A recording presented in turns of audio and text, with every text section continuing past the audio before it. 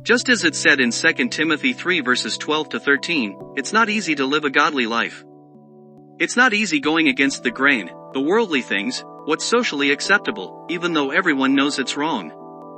However, they simply chalk it up to whoever has more power prevails. It's a contradictory excuse, since who has the most power is the Most High and not a bunch of evil people and imposters who deceive others, while deceiving themselves. They want you to be like them, and if you say no, they'll tell others that you think you're better than them. That the suffering you're going through at their hands is your fault for not playing ball. If you were just normal, everything would be okay. Yes, it would be. It would be okay with them, not with God. And at the end of the day, He's the only one who matters.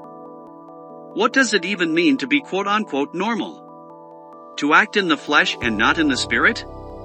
To gossip, to slander, to bully, to abuse the power you've been given or the social situation you're in. Following people who are purposefully going to hell, that should be the norm? That's what we should aspire to? It's terribly lonely and painful to follow God, not even following God, just being moral and decent no matter the situation, but it's amazingly peaceful, and there's no amount of money, sex, and social acceptance that's worth the exchange. When you truly follow God, you make people feel convicted for their actions without saying anything, simply by the way you act. They know you should be the norm and not them. But since it's much easier to do evil than good, they hate you for choosing the harder path, which is mostly about self-control and putting others over yourself.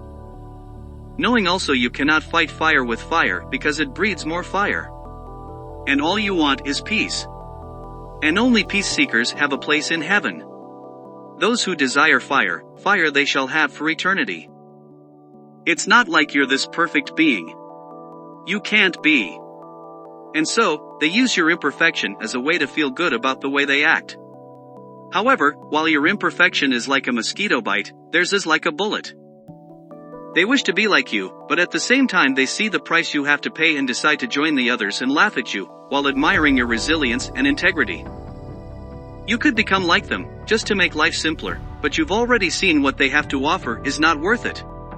It's vain, it's meaningless, it's fleeting. It's idolatry, that's what it is, and God warned us about it. Where is your God? They mock. He's watching every decision we decided to make while we were alive. Judging righteously who's going to have real prosperity. Who had a bad life but ended up good, and not who had a bad life and decided to be bad. Evil people really think they're winning. They actually think their way of life is the right one. They think that taking from others is more important than giving. God gave us a beautiful garden, but we ended up taking something that we were not supposed to, for the illusion of power. Instead of giving respect and appreciation, we took for granted what was given to us. And those evil people take from others what was given to them, creating an imbalance because they cannot appreciate what was given to them. Deceiving themselves thinking they need to take more, instead of giving more. God's all about giving so you can receive. By giving your obedience to God, you'll be given His grace. And His grace is much more than earthly things. But right now, this life is all that matters to most people. And so, they think it's irrelevant how they treat others. How their relationship with God must be. Willingly being deceived by Satan since he agrees with them more than God does. Few are those who are against the world, who are unwilling to compromise themselves for others. Since the values of others are easily changeable and are attached to demonic entities. Few are those, but they know who's unchangeable, who truly is for them. Because not everyone is cut out to follow God and not everyone wants to. To live a godly life means to suffer, to pay for the bad deeds of others. It means to watch God's enemies win, apparently live a better life than you, at least for now, while you're considered crazy.